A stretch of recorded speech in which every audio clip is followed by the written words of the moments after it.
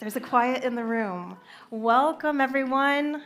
I am Jessica Green, and together with Reverend Dr. Zena Jacques and Claire Nelson, we welcome you to Courageous Conversations, produced by Urban Consulate at Barrington's White House.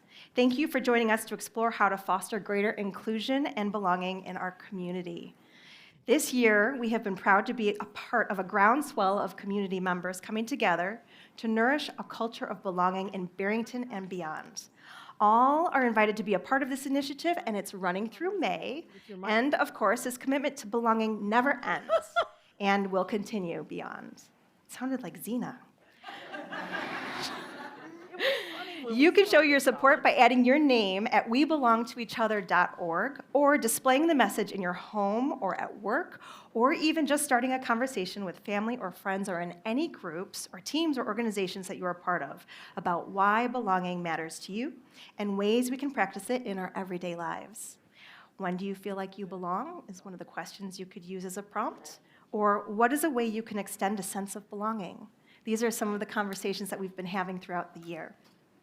Visit the website at webelongtoeachother.org to see community events and actions, find tools and resources, download logos and quotes, submit stories and testimonials, or order signs and supplies. And follow us on Instagram at belongingtogether. A few upcoming Belonging Initiative events that will help us close out the year are on Saturday, April 22nd, the We Belong Initiative is partnering with Barrington Giving Day, BYFS, and Be Strong to host belonging conversations at the Barrington Giving Day Spring event. And on Friday, April 28th at 7:30 p.m. here at Barrington's White House, the Humanities Working Group of the Barrington Cultural Commission is hosting a special storytelling event with a theme, I Knew I Belonged When, fill in the blank. Save the date for a fun evening of storytelling hosted by professional storytellers Jim May and Megan Wells. And tickets are $20 and can be purchased at barringtonswhitehouse.com/events or at the door. The presentation will be both live and virtual. And on May 4th, from 5 to 7 p.m., Barrington's beloved gift shop, Angelina's, will be hosting a belonging pop-up event at their warehouse location in Lake Barrington.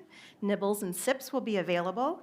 Family-friendly bingo will be played, and a percentage of the proceeds from those 2 hours will be donated to We Belong Initiative partners Be Strong and BYFS. So we hope you join us. Oh, there's one more here. Lots of cool belonging stuff happening in May.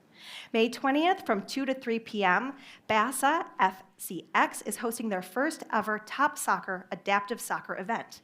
Top Soccer is a program to provide children with disabilities the opportunity to play soccer in a fun, safe, and encouraging environment. The clinic will be adapted to accommodate every player's abilities. And so for more information, you can connect with BASA directly. So a huge round of applause for everybody who's been participating and doing the work of belonging in Barrington.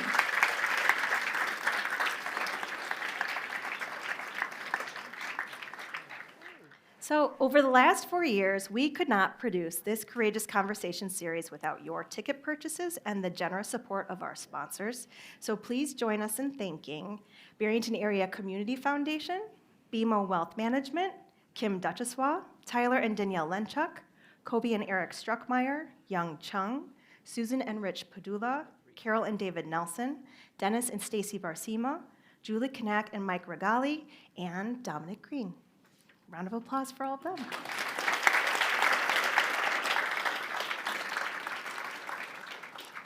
Speaking of Dominic, Ollie's got a seat for you right over here.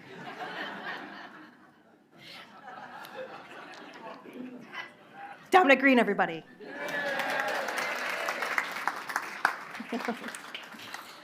We also want to thank Barrington's White House, Barrington Area Library, and Be Strong Together, who have been wonderful partners in this programming from the start, and our amazing series production team here, Connor Libet and Mary Salvo, for their incredible hospitality. Round of applause.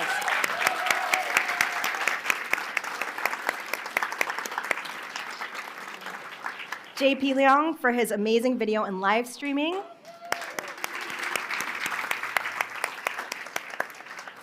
And Linda Barrett for her beautiful photography. Thank you so much, team. We also want to take a minute to thank the George sisters at Volumes Books in the City, and Arlene at Read Between the Lines Bookstore in Woodstock, and Sam at Barrington Area Library for partnering on all things reading and books over these last few years.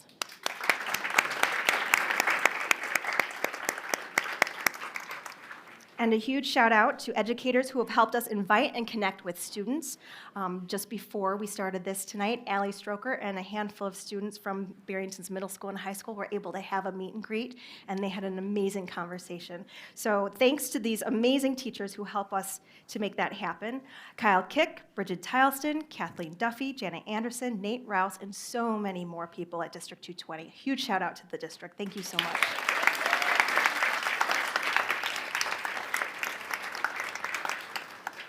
A lot of thank yous also to Susan Padula and her friends for her support creating a survey to capture participant input and feedback along this process the last 4 years. It was super informative as we made decisions about where to go forward. So thank you also to all who have helped us capture, communicate, and promote this series over the years, including Tamara Tabell, Renee Blue, Christina Noel, Ed Bornstein, Kate Himes, Clancy Potts, Julie Joyce, Dee Heffernan, Janelle at Barrington Minuteman Press, Rachel Kuna at Barrington Scoop, Liz Luby at 365 Barrington, and Lisa Stamos at Quintessential Barrington. All right, thank you.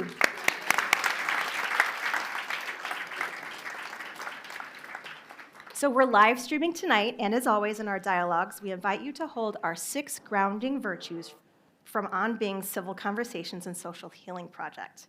They are generous listening, humility, patience, hospitality, adventurous civility, and words matter.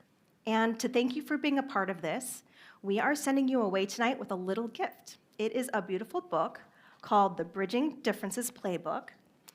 And print copies of this, they're not easily available, so we decided to print them for you. This book is full of evidence-based methods for better dialogues across difference. Here comes I'm Vanna. Thank you, Vanna. From the Greater Good Science Center at the UC Berkeley. You'll find that the tips in here track very well with wisdom and lessons from our series over these past 4 years, including quotes from some of our guests, like Reverend Jen Bailey, and a list of resources we have featured, including Interfaith America, Citizen University, The People's Supper, and more. So please flip through this and share with family and friends. This is best practices so that we can all be equipped to better build understanding, connection, and belonging in our communities. Keep it in your car. Before I introduce Zena, or Vanna, for a few words, I have the honor of telling you about our guest speaker tonight, Allie Stroker. When Allie won the Tony Award for Best Featured Actress in a Musical for her role as Ado Annie in Oklahoma, she made history as the first actor in a wheelchair to do so. In her moving acceptance speech, she said, "This award is for every kid who has a disability, who has a limitation or challenge, who has been waiting to see themselves represented in this arena." Hear, hear. Since then, you may have seen her in television shows including Glee, Ozark, and Only Murders in the Building, or on stage at Carnegie Hall, Kennedy Center, or Lincoln Center. The author of 2 children's books, The Chance to Fly and Allie and the Sea Stars, Allie was also a founding member of Be More Heroic, an anti-bullying campaign connecting artists with students across the country. And so now it is my pleasure to introduce my friend and co-host, Zena Jacques, to open our evening together, and then she's going to invite Allie up to share with us. Thank you, Zena.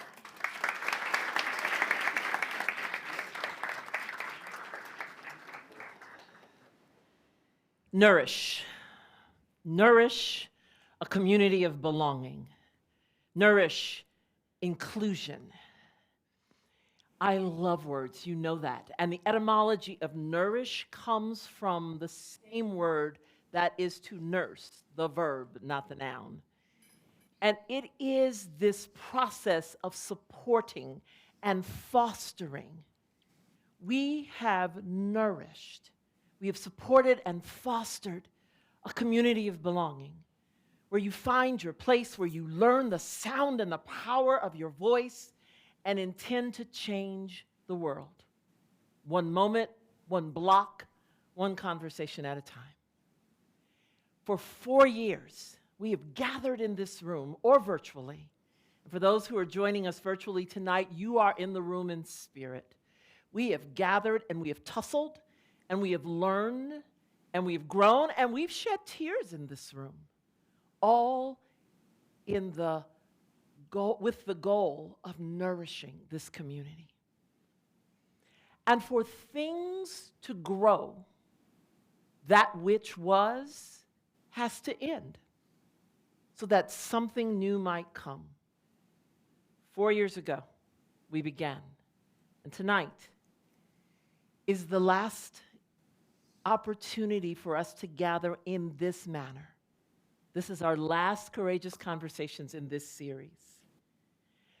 1,500 people, 1,500 different people have been in this room, and 10 times as many, 15,000, have come to the website, have used the photography and the videos and the book list and the resources that we have gathered, and that website remains for all of us to continue to nourish and nurture this work of inclusion and belonging.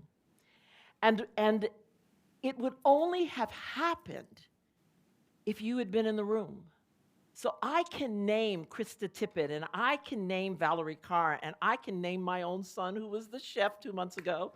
I can name all of the people who have been with us, Ibu Patel, and Jen Bailey, and David Bailey, and Abby Wambach, and David French, and Derek Black, and Matthew Stevenson.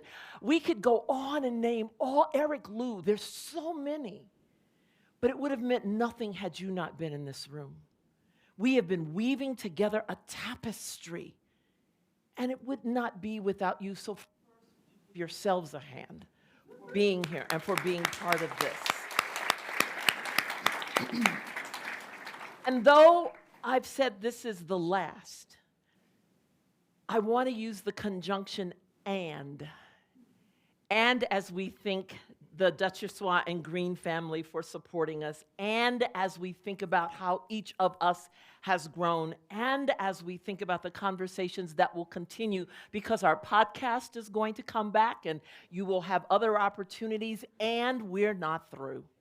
It's just that this format has come to an end. We are working on something that is so exciting, and I can't tell you.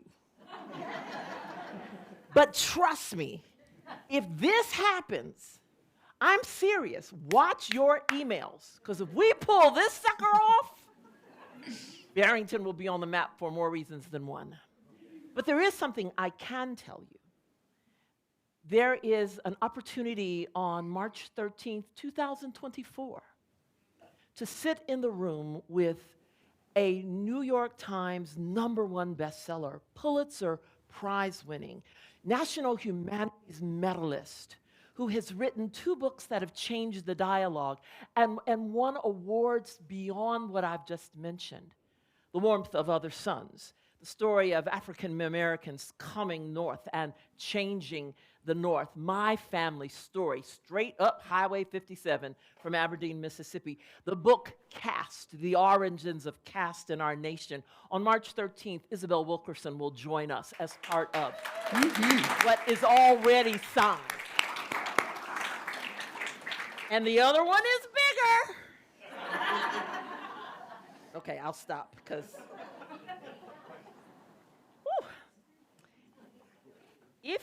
when you came in, you saw a card on your seat. I hope you still have it. Because we're going to ask you during the course of this evening to give us 2 thoughts. On the front side, which is the grid side, we're going to ask you, if you've been with us at all, and you are here tonight, and you can drop it in the chat. If you have been with us, we want you to give us a phrase, just a phrase, about what Courageous Conversations has meant to you. On the grid side, what Courageous Conversations has meant what? We're going to collect these, and we're actually going to come back to them before we end tonight. But what has this meant to you? Because as we build out the next chapter, we need to know what it has meant to you. And on the blank side, because there are no guidelines for this next question, on the blank side, what we want you to do is answer this. What do you think? What do you imagine? What do you imagine would be most helpful for your community, whatever that is, however you describe it, to foster inclusion and belonging? What can you imagine that would foster inclusion and belonging in your community? That's on the blank side, so that there are no bounds to what you're going to do. We are inspired by Ali Stroker. She embodies what we have been talking about all along, and that is breaking barriers. Barriers to inclusion, barriers to belonging, barriers to hope, barriers to generosity, barriers to being a community. And so tonight, we intend to learn from her. We intend, and I believe her words will stretch our imagination. And so that question, what do you imagine, might shift as she comes before us. But you are not off the hook. This is not just a process of consuming. If you have been nourished, then I would tell you your task is to nourish. If you have been nourished and you keep it, that makes you a certain kind of person. But if you've been nourished and you share it, it shifts who you are and how the world receives, because you've been willing to be the bringer of what you've already gained. That's what we're about to see tonight as we welcome our guest, Ali Stroker. Thank you.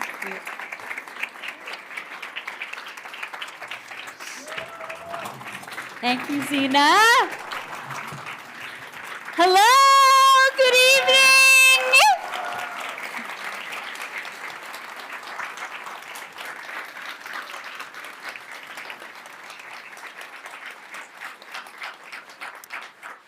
Okay, I'm going to start with a song, because that's how I roll. And tonight we're going a cappella. There is a place we'll go where there is mostly quiet, flowers and butterflies. A rainbow lives beside it. And from a velvet sky, a summer storm, I can feel the coolness in the air, but I'm still warm.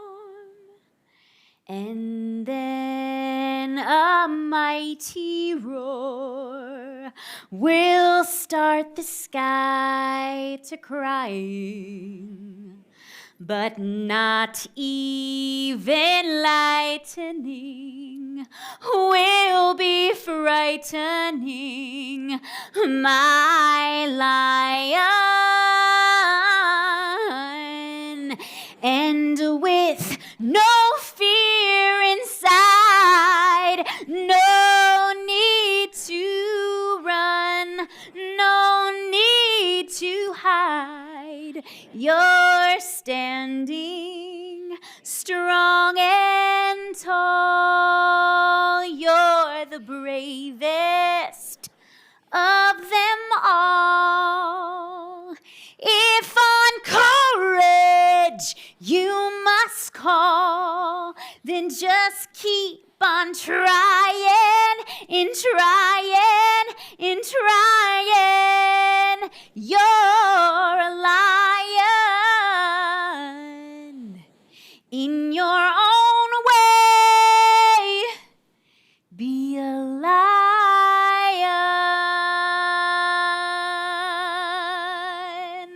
Thank you.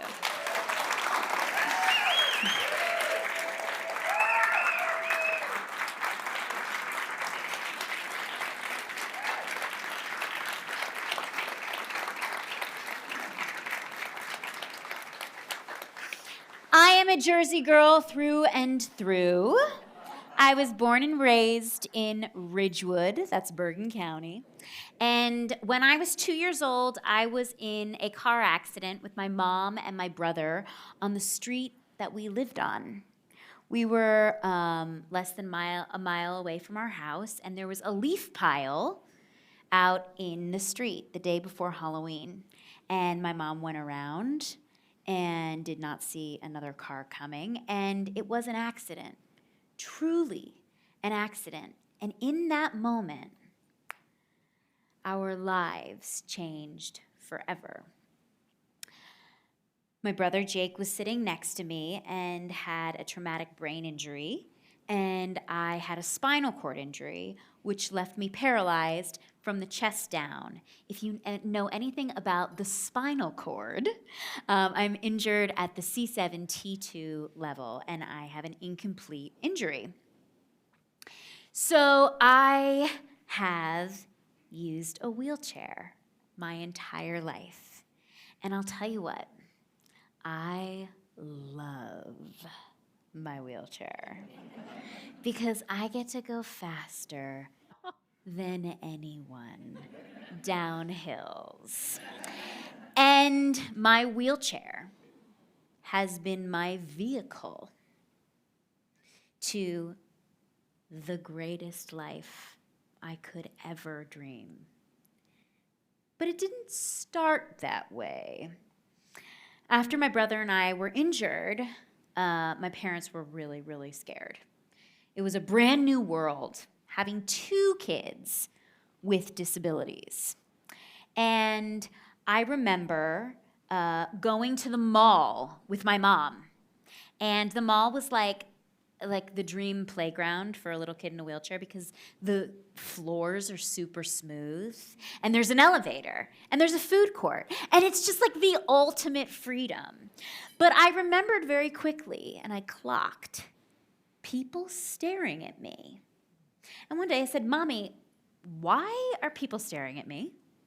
And she said, "Allie, they're staring at you because they've never seen anybody so beautiful in a wheelchair." And that was a really good mom response. And I believed her for a while. And then I got to my teenage years, and I was like, I don't think so. And I began questioning more and more. Why did the world see me as someone who had something wrong with them? When you're a kid and people keep asking you, what's wrong with you? You begin to believe that there is something wrong with you. And I was really ashamed of having a disability. I did not feel comfortable in my skin. In fact, when I would wheel into rooms, sometimes I would feel so uncomfortable that I would grit my teeth and I would just count the seconds till I knew that I could leave. And often I was the only one with a disability in those rooms. It was lonely. It was scary. But what I didn't know was I was building the confidence that I was going to need to take on the greatest achievements of my life. When I was 7, my family had bought a beach house on the Jersey Shore. And we had neighbors who had 3 kids, and their oldest daughter had just come home from Stage Door Manor, which is a theater camp in the Berkshires. She was so inspired, she decided that she was going to direct a production of Annie in our backyard. And she cast me as Annie, our dog as Sandy, her sister as Molly, and my dad as Miss Hannigan. We rehearsed the show all summer, watching the VHS over and over and over again, learning, mimicking, memorizing. And at the end of the summer, we sold tickets to all of our neighbors who sat in the flower planters, and the local newspaper, the Sandpaper, showed up. It was the biggest night of my life. And I remember wheeling out on stage out of the outdoor shower, which was the stage left entrance, and coming center and taking a deep breath and singing, maybe far away, or maybe real nearby. He may be pouring her coffee. She may be straightening his tie. And in that moment, it felt like the world stopped because everyone was staring at me. And it wasn't because I was in a wheelchair. It was because I was the star and I was hooked. And I knew I wanted to be on stage for the rest of my life. And I knew it because I took this thing that used to be so painful of people staring at me, and I flipped the whole thing on its head. And I decided, you know what? I'm going to ask for it. In fact, I'm going to make people pay for it. No, but in all seriousness, I wasn't thinking that way as a kid. But I was so excited about how good it felt to be in front of people. And I also was singing the words that someone else wrote. And it felt safe for me to express myself through someone else's story, through Annie. Annie had troubles, but she had guts. She was ready to take on the world. And something about connecting to a character made me believe that I could use a little bit of Annie in my life. And I could put on her red sweater, or I could put on Ado Annie's cowboy boots. And being someone else at that point in my life felt really, really good. I also realized that I could sing, and I was kind of good at it. When I sing, I feel free. Being in a chair and having a disability and being paralyzed, I feel stuck sometimes in my body. But when I sing, there are no limitations. As a kid, I would sit on the side watching everyone run around on the playground and slide down the slide and run through the wood chips. And watching them, I wanted to feel that. I knew I couldn't do that, but maybe there was a way I could feel the way she feels when she's screaming with joy on the tire swing. And when I sing, I can scream with joy, and I can cry, and I can yell. So singing for me wasn't just a hobby. It was my outlet. I needed it, and so I started voice lessons, and then I became really good. And I was like, I want to do this for the rest of my life, because when I come into an audition room, no one can deny that I have a gift, and I want to share it. So theater opened up a door for me. However, theaters are not that accessible backstage. Thank goodness I had two parents who were determined to find opportunities for their kids. And so when I was cast in The Wiz in 4th grade, my dad said, no problem. She needs to twirl in the tornado and then get up on the stage from the gym floor. I'll carry her in her wheelchair. And thank God for Dad and Mom, because they were the first ones who believed in me. And when your parents believe in you, everyone else who's saying, you can't dance, you can't do that, you don't really believe them as much, because Mom and Dad are like, oh, yes, you can. You go show them. Everyone who says no, use that as energy to prove them wrong. So that's how I was raised. When I got to high school, I decided that I was going to do this professionally. And I wanted to go to theater school. And we did the whole college tours of, going up and down the East Coast. We went out to California, to the Midwest. But every time I stepped onto these campuses, I felt like everyone was staring at me again. And I was like, no, I'm not going back there. Except for when I went to New York.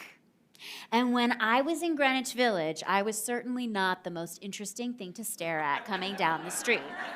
And I was like, I have found my home. I'm here. I'm doing this. And I told my parents I didn't have any backups. I was applying early, and it was this or nothing. And that, of course, made my mom's hair a little grayer. But she believed in me, and she said, all right, let's go, Al. So I got into NYU early, my dream school.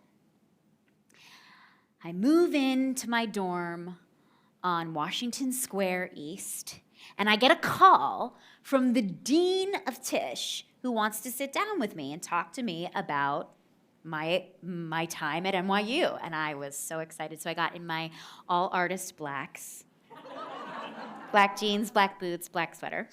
And I show up to the meeting early. As Mom always says, get there 5 minutes early. You never know what you're going to be facing, especially being in a chair. You may find an inaccessible entrance. And I show up, and we sit down, and this dean says, Allie, we're very happy to have you. However, we're not sure if this is going to work out. And I thought to myself, then why the heck did you admit me? But I didn't say that out loud. I said, okay, what are the concerns? And they said, we don't want you to take the dance curriculum. And I was like, okay. And 18-year-old Allie was so hungry to get the opportunity. 35-year-old Allie now wants to defend her and sue that guy. However, that's not where I was. And we had a conversation. They were concerned about, number one, they had never had a student in a wheelchair. And they were concerned that it was going to be distracting for the other students. And they just didn't see how I was going to be able to do the movement. And at that point, I didn't really feel like I could say, well, then I'm leaving. And something about me always, when someone says this isn't going to work, my creative wheels start to turn. You see, that's one of the gifts of having limitations, is your problem-solving skills are good. And I mean really good. So I said, okay, how about I observe for the first few weeks, and then we can come back to this. We can talk about this again. Maybe this can work. I really love to dance. First of all, they didn't know I'm a really good dancer. Like, we used to have dance parties all the time when I was growing up. So, like, moving for me, and like you put on the music, like, you can't stop me. So, a few weeks into the semester, I had the idea that I needed to make these dance teachers my best friends. So after class, I would come up and just chat with them. Just, how are you doing? Oh, I loved that part of class. And I stayed patient. And then I asked them, how would you feel if I did the first part of the class, which was the warm-up, which was the same every single day? So at this point, like, I had it memorized. And I was thinking in my head, like, okay, when they start doing sit-ups, like, what can I do? Like, that's one of the perks of being in a wheelchair. Like, you don't have to do sit-ups with everybody else. But you can, like, do something else, okay? And, like, when they do some of the movement across the floor, like, Allie, like, what could you do? And I began this really important skill set that I use to this day in my work, and I call it translation. I have to do physical translation in every single room that I am in. And this brought me to Broadway. Number one, the first part of translation is make the choreographer your best friend. Number two, observe, watch the vocabulary, watch what the goals are with the movement before you try anything. Then begin to see pictures. What are the pictures that these bodies that are in different shapes than mine are making? My body is like their bodies. I'm just sitting. They're standing. Okay. How can I enhance this choreography? And in this class, I began to do the dance warm-up. And something really cool happened. So for me, when the music started, I'm doing this choreography on the side like Beyonce at Madison Square Garden. I mean, I am giving it my all. And something cool happened. Everyone else in the room started to do better. They started to loosen up. They started to laugh. They started to not take themselves so seriously because they realized that the point is to not do a perfect sit-up or a perfect tendu. In ballet class, everybody's at the bar doing stuff with their feet. I'm doing it with my hands. Why not? And then all of a sudden, I'm like making up my own choreography, and like everybody wants to do my choreography. When you begin to be an original, people start to follow. But it takes a lot of courage and a lot of guts to decide that you will break out from the group and do something different. I graduated from NYU with honors and accepted my diploma from Hillary Clinton and sat on the stage next to her Secret Service. And after graduation, I didn't get any auditions. Nothing. I was really lucky. I got agents from my college program, and I was like, come on, like, this is it. Like, I want to be a professional now. Well, timing is not always on your watch, Al. Patience. And if they're not going to cast you, you better figure out how to cast yourself. So I wrote my own one-woman show. And while I did that, I realized that I had this secret ingredient. And that was I had a story to tell. And people were pretty curious, especially in the industry. I got the feeling that people weren't quite ready to trust me because I hadn't shared with them my story. This is my narrative. I'm not going to let other people make up what they want about me. I'm going to find a way to tell people who I am and, in my show, how to treat me. I'm not a victim. Yeah, I need help sometimes. But you don't have to feel sorry for me. I got a lot going on. And I have a lot to give. When you grow up with a disability, you're constantly being given help. Constantly. So I knew that I had to give back. And in that time that I was not working, I started something called Be More Heroic, which was an anti-bullying, pro-love, pro-compassion campaign. And this was when the bullying in schools was just starting to be talked about. And we decided that we were going to create a concert, go into schools, tell our stories, and sing pop songs. And I'll tell you what, people love when you start singing Katy Perry in the middle of 8th period. And it went so well. And I got to practice and rehearse. I watched somebody do this, testing, yeah.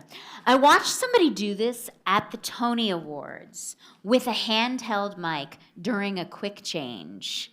Their mic wasn't working. Someone came on and handed them a part of their wardrobe with a microphone, and they continued on. It was seamless and gorgeous. These are the things I live for. So, Be More Heroic led me to this position of feeling like I didn't have to wait for anyone to give me the thing that I needed and wanted to do. And that was to perform for people all the time and give back. And the Glee Project was being advertised on MySpace. I'm dating myself for young people in the room, but you all get the joke. And I decided that I was going to audition, and I had to make a tape, which I filmed in the lobby of my apartment building because it had great acoustics. And I sang True Colors. And I woke up the next morning, and this was before the likes. It was, the platform was like you could heart or you could star the video if you liked it. And I woke up the next morning to 12,000 stars. And I was like, either my mom's been up all night, or something's in the air. I got so excited because Glee was a show that I didn't have to translate. I didn't have to make it up. There was a character in a wheelchair. He wasn't actually in a wheelchair, which is a whole other conversation. But there was a story being told about a character who used a wheelchair, who was singing and dancing in a Glee club. And I was like, I can do that. So I moved to LA. My mom was like, you have to move there? I was like, yeah, I need to move there because that's where they shoot it. And I auditioned for the show, and I waited 3 years, and I heard nothing. And I was like, no, Ryan Murphy's gonna call. He's gonna call. And then Glee Project happened, and I got cast on the 2nd season, which was a reality TV show. But I had like a lot of ego at that point about like, I'm not doing reality TV, I'm a professional actress. I have a degree from NYU. But then, I said, Allie, because I was like, I'm not going to be like a Real Housewife. And that was my association to reality TV. But then I was like, you know what? This might be the actual path to the thing I want, which is Glee. But it wasn't what I thought it was going to be. And that's what keeps happening in my life. It's not what I thought. It's exactly right. It's better than I could have dreamed. Glee led to Broadway. Broadway led to the Tonys. Broadway led to my husband, led to my 5-month-old baby at home. There is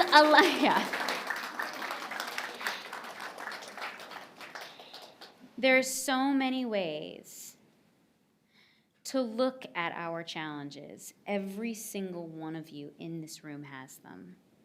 It's a part of being human. I got lucky that early on in my life, somebody said, those limitations, Allie, will be your opportunities. They will be the thing that makes your life extraordinary. So I want to finish with a song that I sing to my baby boy, Jesse, every night that I'm not going to get to sing to him tonight because I'm not with him. So I thought I'd sing it for you guys. And then we have an amazing opportunity to have a chat.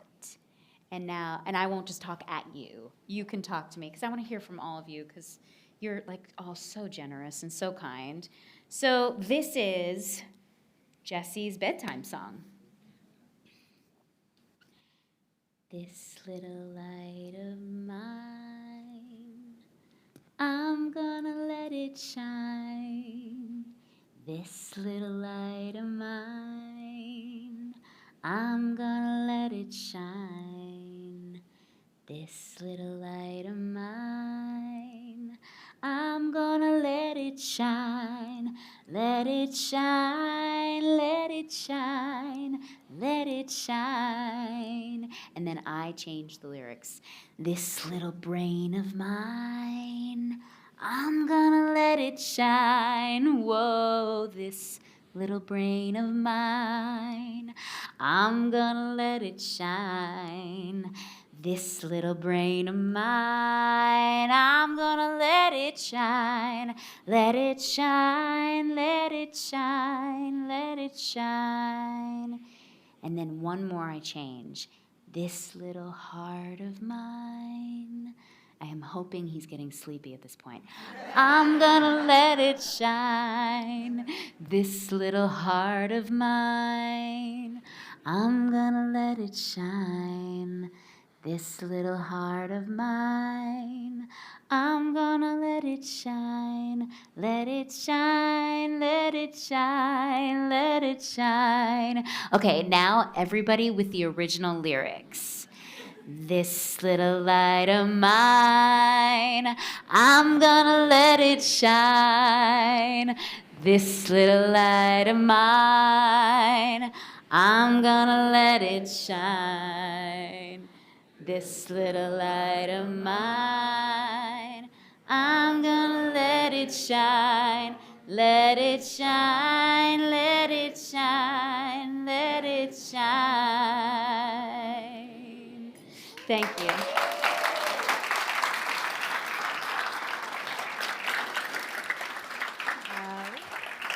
And I just want to take a moment and just give a round of applause, please, to this amazing interpreter who is just brilliant. And thank you for being here tonight. Yes. Thank you so much, Allie. Yes. Can you all hear me okay? Yeah? Okay, great. I'm not going to sing for you. That is not my expertise whatsoever. But we are going to have a quick conversation with Allie. Zena and I will start off the questions, and then we'll open it up to the audience. So think of your questions now. And again, one more round of applause for Allie. Thank you. Thank you. Yes. Thank you so much. Thank you.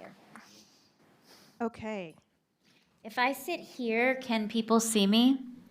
Okay, cool. See us? Yes, definitely. I'm always aware of sight lines because I'm sitting. So, Allie, I was fascinated to listen to your dance stories because I was a dance major at U of I. You And were? I was, yes. God, I love and I it. danced at Tisch for a summer. Ah. And my favorite part of what you said was, your movement was going to move those dancers out of their perfectionist headspace, and it worked. And so, bravo to you. Thank you. But I did want to share with you that the first time I ever saw a dance company that included disability, dancers with disabilities, was not until I studied abroad in the UK. And there was a company, I don't know if they're still going, but they were called Canduco. And they were amazing. And it was the most spectacular experience for me to open up my eyes to see what dance can look like. So thank you for going out there and getting into those dance classes. Oh, yes, well, thank you for bringing this up. I love to dance. I'm not going to say I'm always great at following direction. But you know, the way that my brain works, like I want to be out of the box. I'm like, I'll do my own thing. So anyway, thank you. That's cool. I'm sure they love that. So you come to us with such an extraordinary set of experiences. You are a Tony Award winner, a television actress, an advocate, and a wife. You just had a baby, Jesse, as you said. Congratulations. Thank you. So, how's it going? It's amazing. So I feel so lucky about the timing of things and how they've worked out, because I really had the chance to put all of my attention and all of my energy into my career until I was 35 years old. And I just was so determined around certain goals that I had with performing. And so what's amazing is that there's a foundation laid. So now with having Jessie, I was raised by parents that like, your kids were everything, which is good and bad. Because for me, it's like to find this balance. I mean, I shouldn't even say the word balance, that doesn't exist. But to try to figure out how to do both and be both, to wear both hats, to have both roles, it's hard, but it's so important for me that I can feel both identities. Like for me to be here tonight feeds this part of me that is so alive and so important to who Allie is. Being a new mom is new. It's brand new.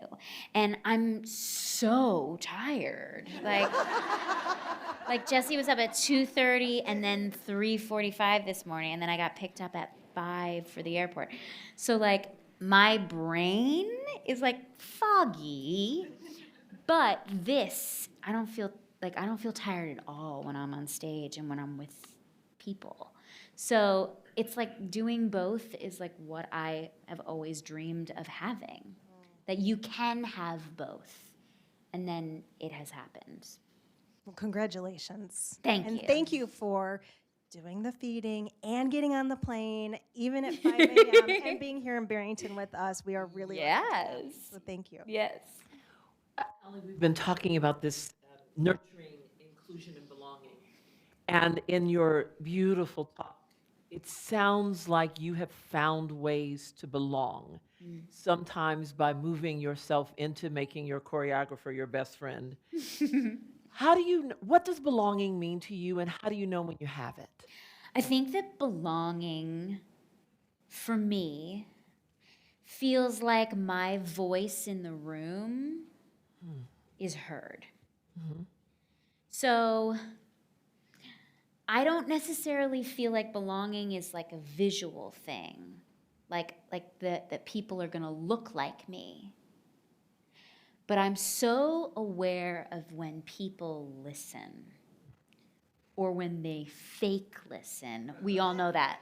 We all know that fake listen thing. We're like, No. I need you to hear me. And that's when I feel like I belong.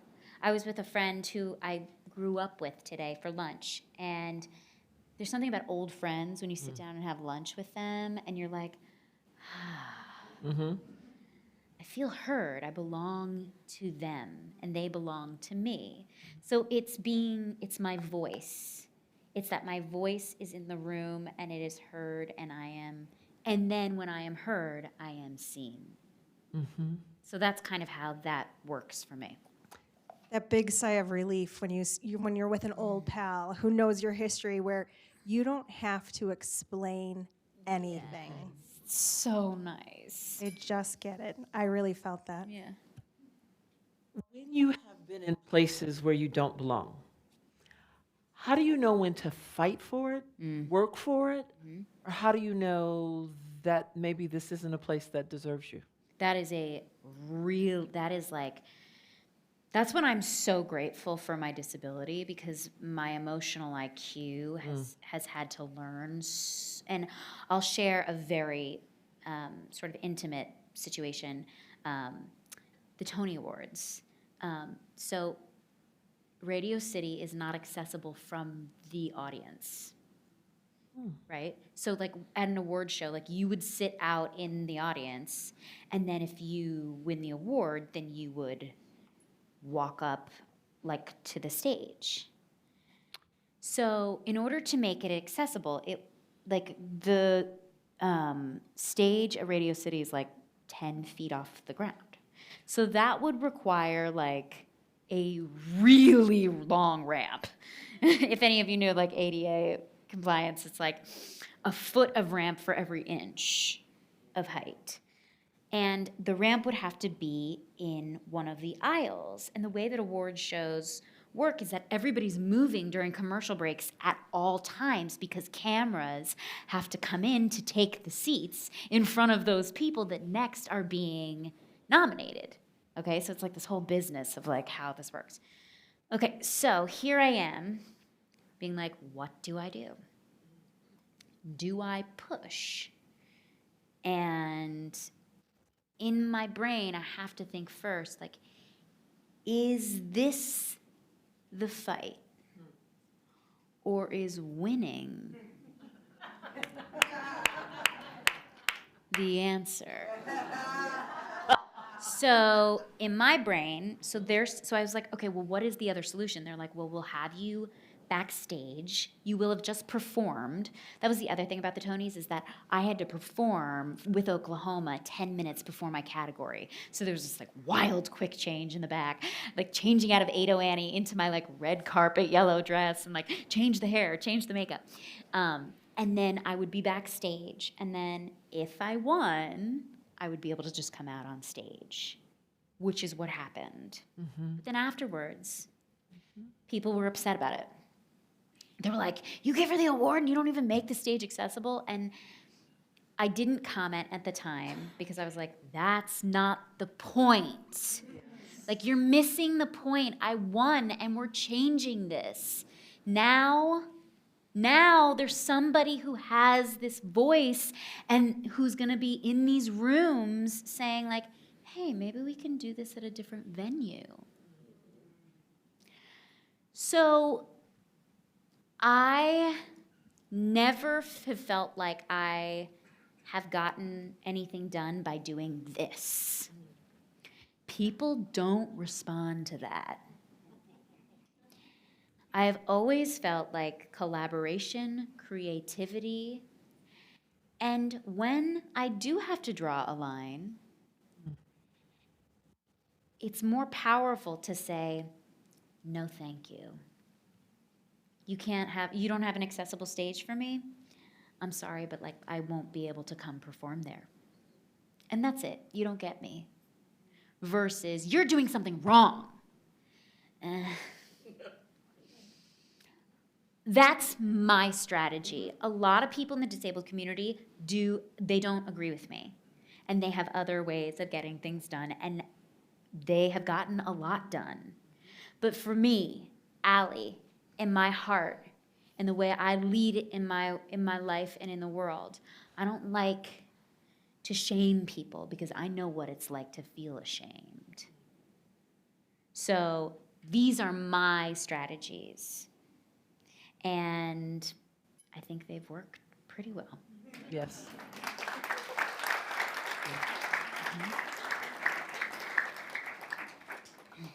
Earlier in our conversation with some of the students, you were talking about how important it was to you, when you also referenced earlier, wearing the different hats. And so you're an artist, you're a mother, you're also an advocate. Can you talk a little bit more, or bring this audience into what you were saying and trying to explain with regards to the different hats and when you choose to wear your advocacy hat versus when you choose to be an artist? Yes, definitely. Okay, so here is my philosophy on this. As a performer with a disability, I must do two things. I have to advocate for myself because I need accommodations in order to do my job. Now, the timing of when I am advocate and I'm wearing my advocate hat, and when I am at work and I'm wearing my artist hat is very important. Because I don't like to wear both at the same time.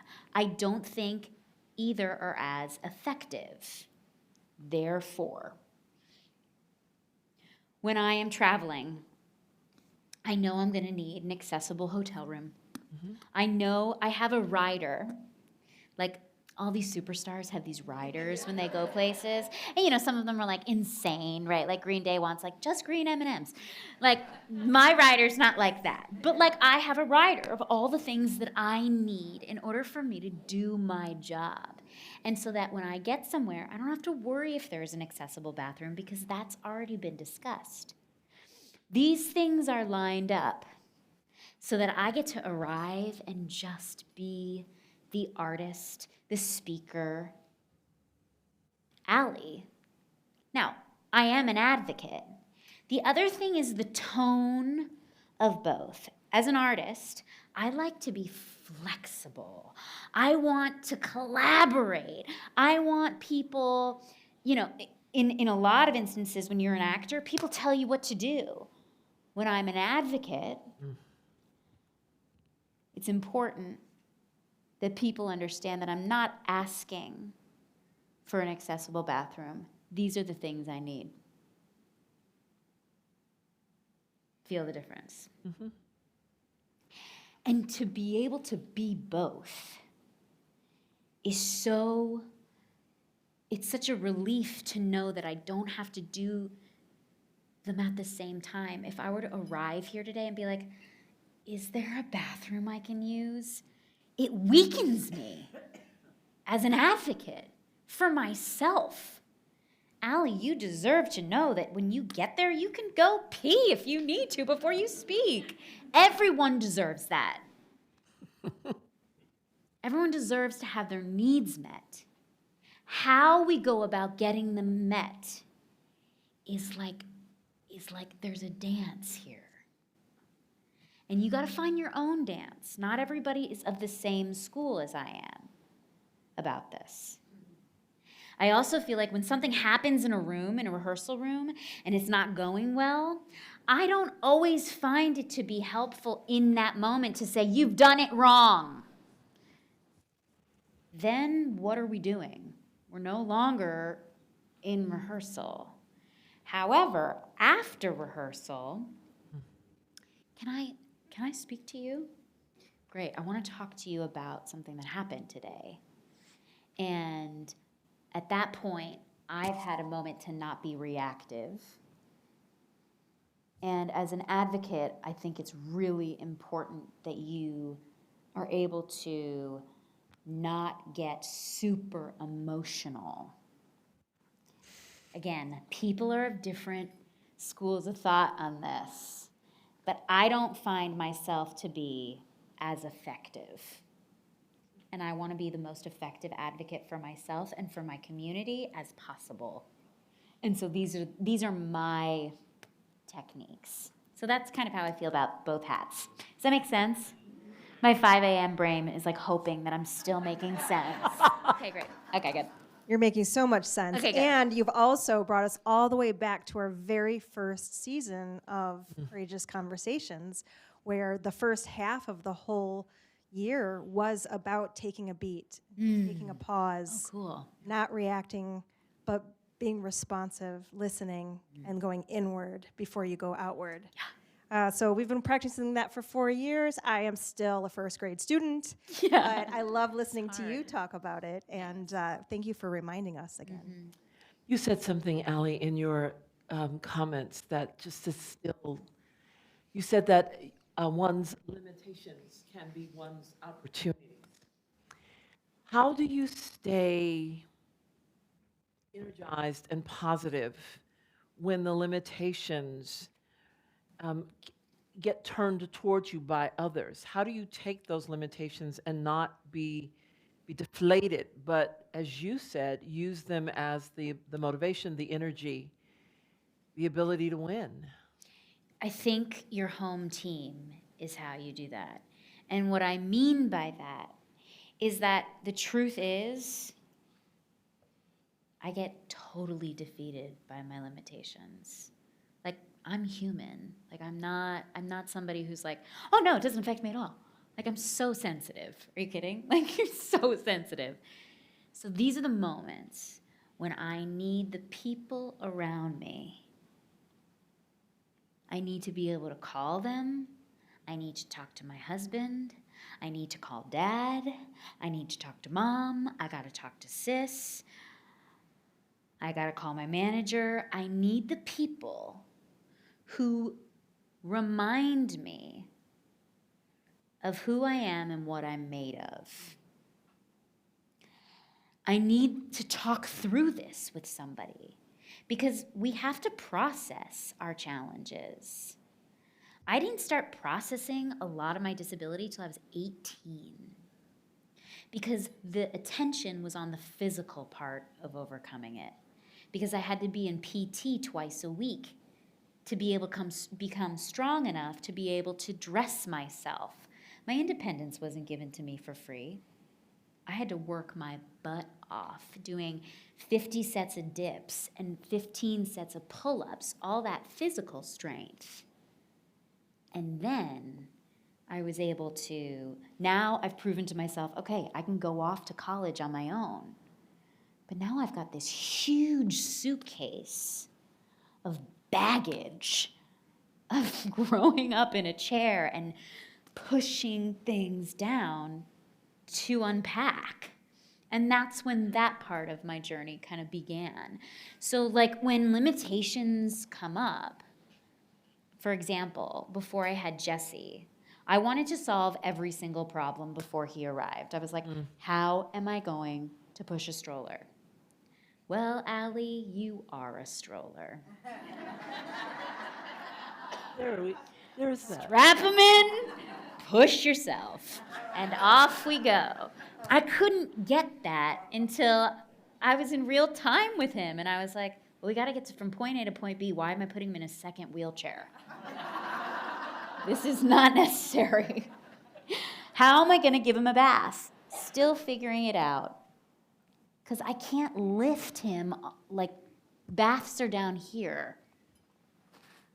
I can't lift him from there to there. So he's been bathing in the sink, which he seems to love. So maybe we'll just continue to do that. But, like, these things that come up also affect me emotionally. I have doubt. I have so much doubt. But, like, when I'm aware of it, then I decide to do something about it. But like often in my life, you know, before I began the unpacking process of my stuff, I would just push it down, which works to a certain point, and then you just start crying a lot all the time. And you're like, why am I always crying? Yes. And it's like, because you are full, girl. You're full. You need to allow some of this out.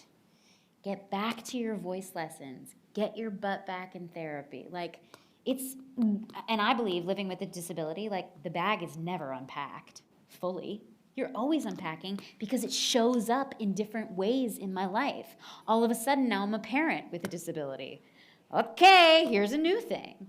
But, like, I'm determined to take on all of the limitations because I trust myself that they lead to, I don't even want to say good because I feel like that sells it even short. It leads to growth and opportunity and connection and love and openness and like the life that I've always wanted to create.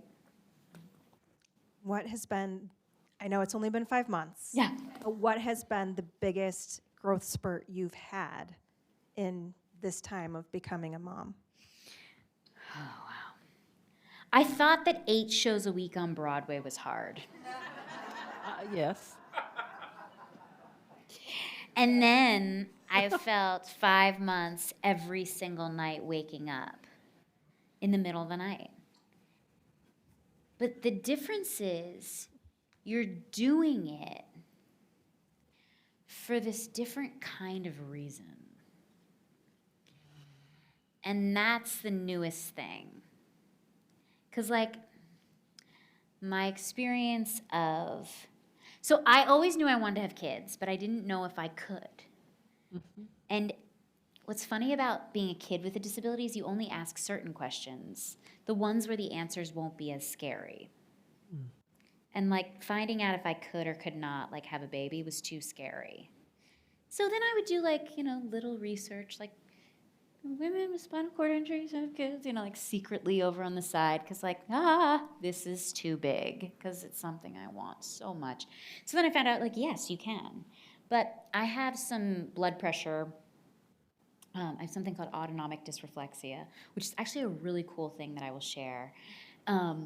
So anything that's going on below my level of feeling, if it's like pain, my blood pressure spikes to tell my body that it's in pain. That's cool.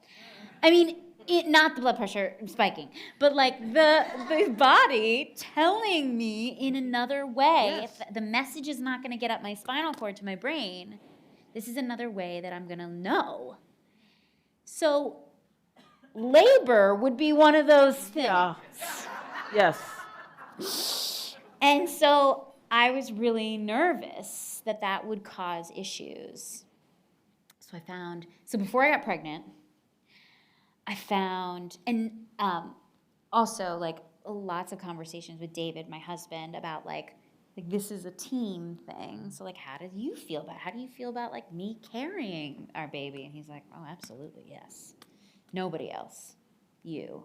And that's when I mean like home team, like being seen, being heard. Like he is like no hesitation ever.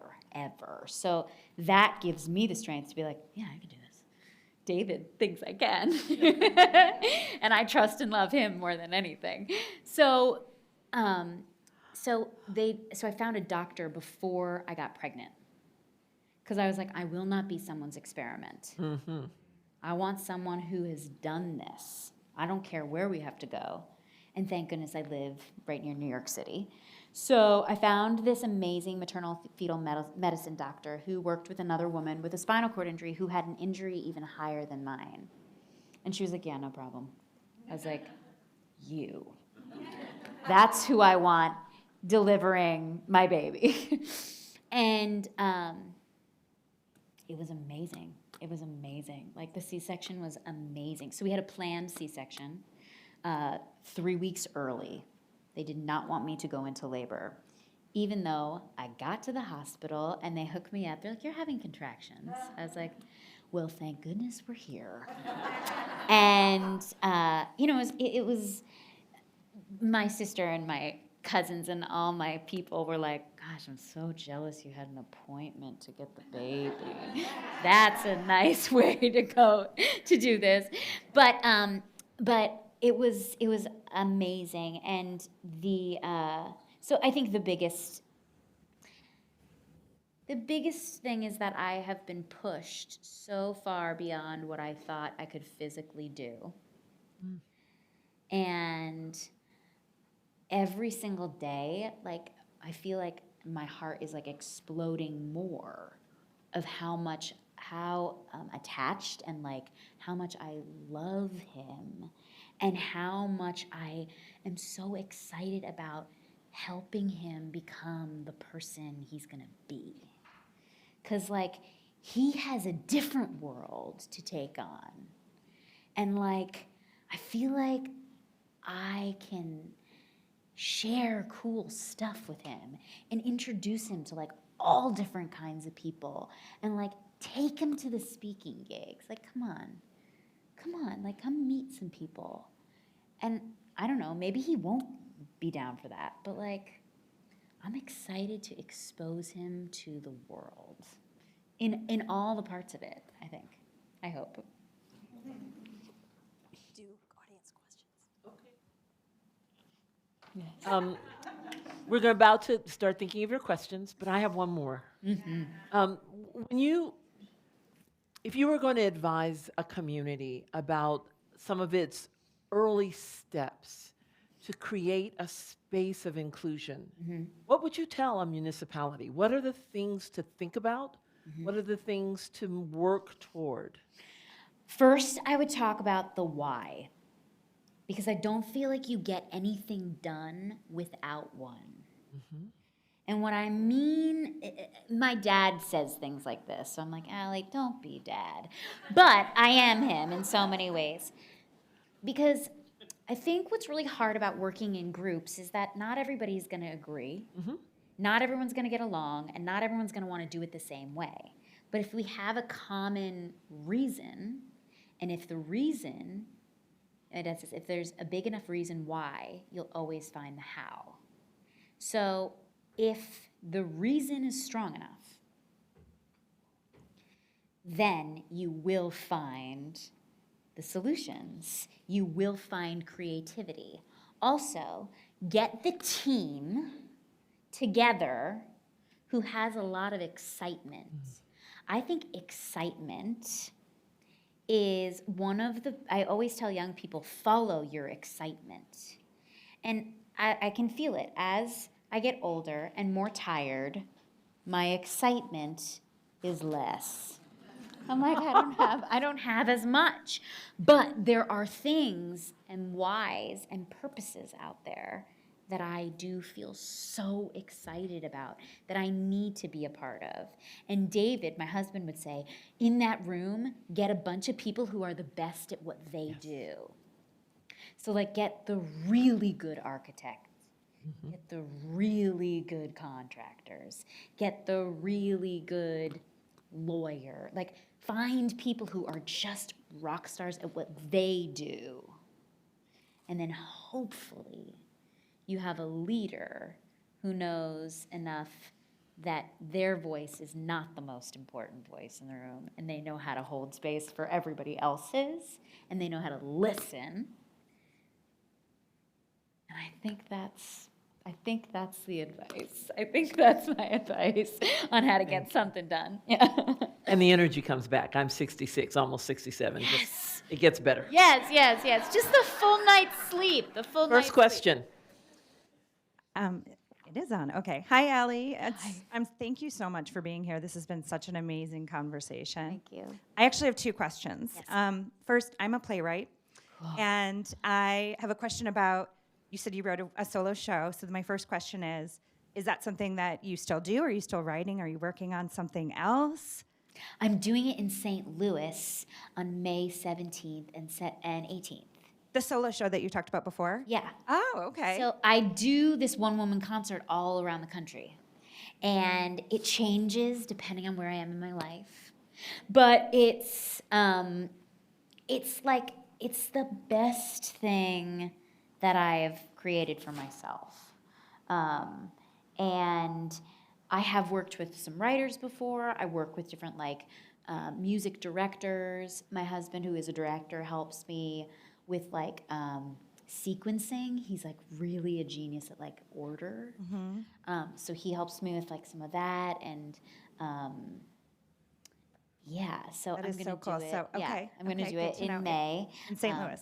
May St. 16th Louis. and 17th? May 17th and 18th. Okay. St. Louis. Anybody want to carpool? What theater? Yeah, the train. I hear What the train is really theater? nice. The theater. Oh, that's okay. is- Well, we can look it up. We can look it up. No, because I want to know. It's good, Allie. You put in your calendar. Well, it is a St. good Louis segue. concert. Mom brain. I'll get you there. No, but yes, I will, and also by the end of this, I will search it.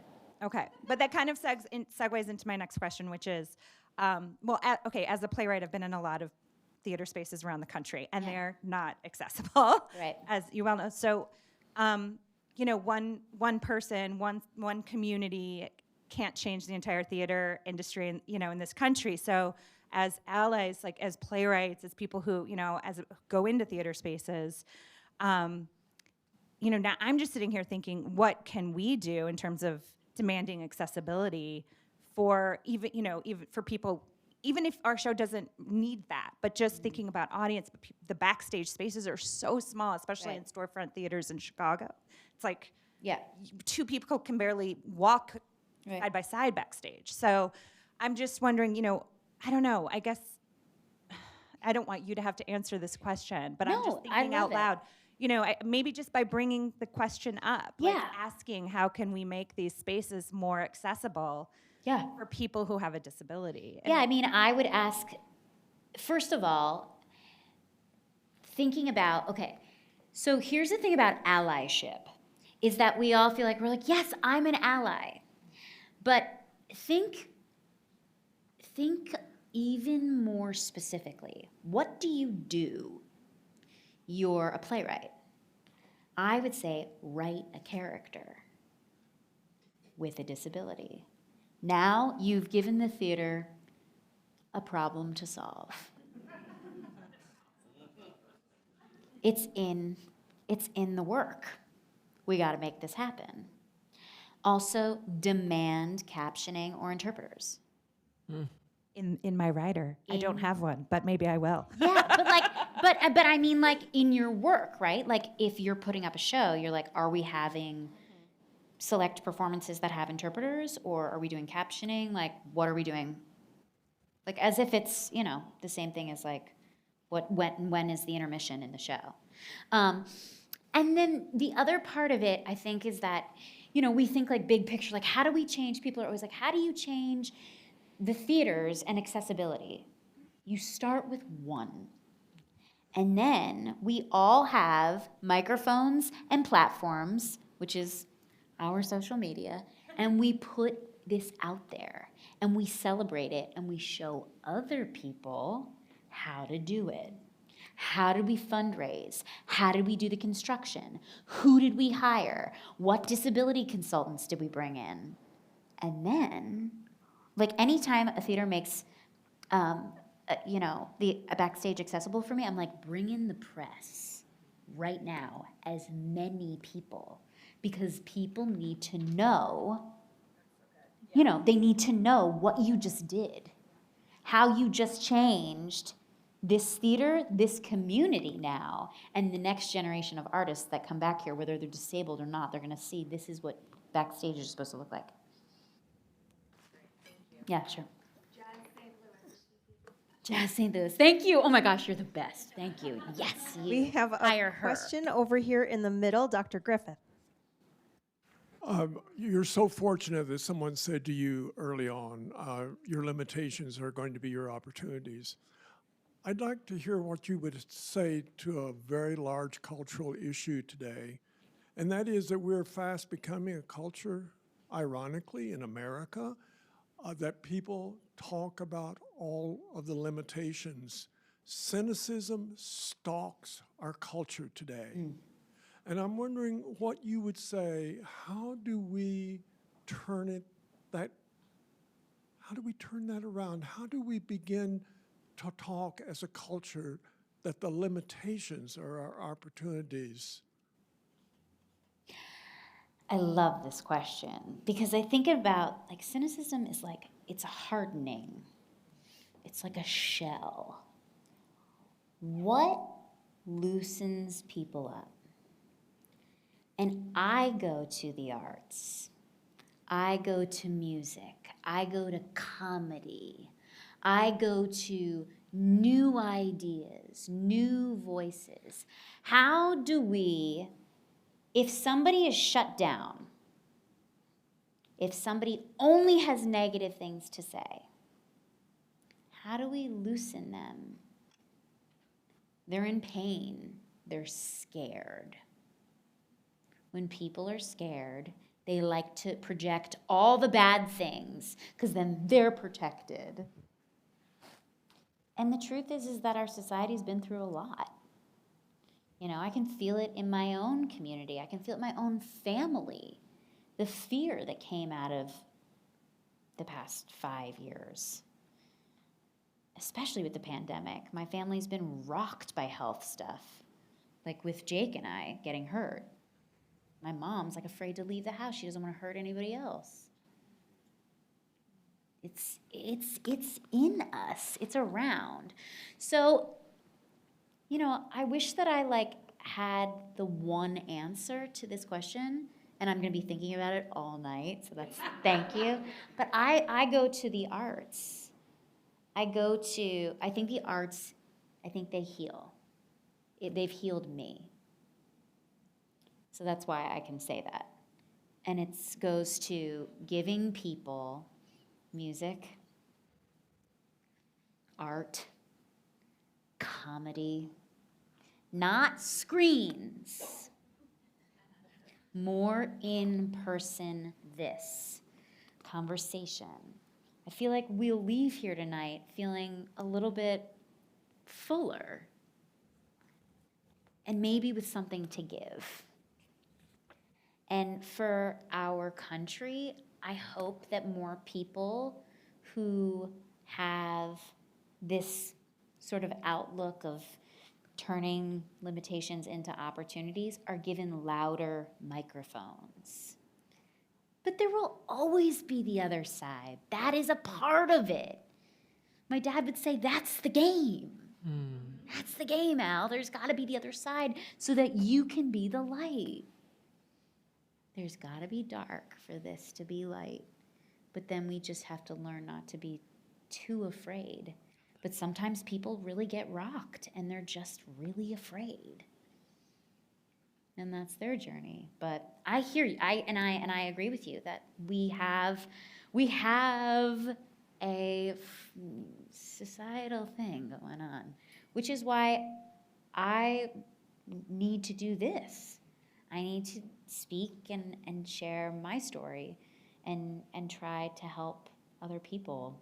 I've been given something. I gotta go give it. I asked earlier, what can you imagine in your own community that would foster, nourish inclusion and belonging? Have you heard anything tonight? Or did something resonate in you tonight that furthers your imagination, that gives you hope about fostering inclusion and belonging? Just one or two people. What have you heard tonight that inspires you or is about to send you out to do great things? This is not a quiet audience. I know you. Yes, please, Dom. This does not work. You heard that, right, Jess? This doesn't work. Mental I note. want to be sure you got that. My sister. I was just going to say that her song of This Little Light of Mine, I'm going to let it shine. If everyone just let themselves shine, there would be so much more If you let, power that would have. that's right. You know, the human eye can see a single match, a football field, 2 football fields, one little light. One more person. Please, my sister. I was in the Florida Yeah. and she said that she does this even when she's scared and she still lets herself do this, and that's something that I struggle with. What do you do when you're scared? What do you Yeah. still do when you're scared? Yeah, so we were talking about nerves, like earlier with some of the aspiring thespians. And one of the things that I was sharing is that I still get scared and I still get nervous before every single performance. Like when I was on the car on the way over here, I was so nervous. And I was telling them that like I have made my nerves my friends. Like my nerves are a part of the process. Like they show up every single time. And that being nervous means I care and that I want to show up as my best self and that I can like and love myself and take care of myself and use the tools like breathing, taking a deep breath, Allie, that's a concept, and trusting that I am rehearsed and that I have my material and that I'm ready to go move forward, to not get stuck or frozen in the fear, anxiety, and nerves. Right? Kind of what we said? Yeah. Cool. Thanks for bringing that up. Thank you. Would you join me in thanking Allie for her wisdom, her grace, her light, her beauty, her power? What a night.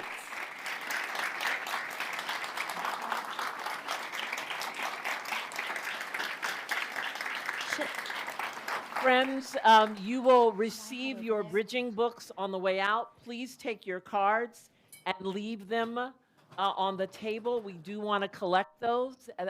We want to see your imaginings. We want to Thank you all understand what so you think much. is So nice next. to meet you all. Thank you. Watch your emails. There are truly surprises coming. And, my friends, if this gentleman's question about cynicism makes me want to ask everybody to think tonight about what you champion. What do you champion and what do you celebrate? What's the light that you will shine? And if it doesn't immediately come to mind as you hear me ask this question, then I'd ask you to ponder it. Because if you've been nourished, the goal is to nourish. And one of the ways you nourish our community and beyond is by championing that thing, is by overcoming the cynicism with that which you will celebrate, that which you will shine. Our world will not change if we don't change it. Full stop. Good night, everybody.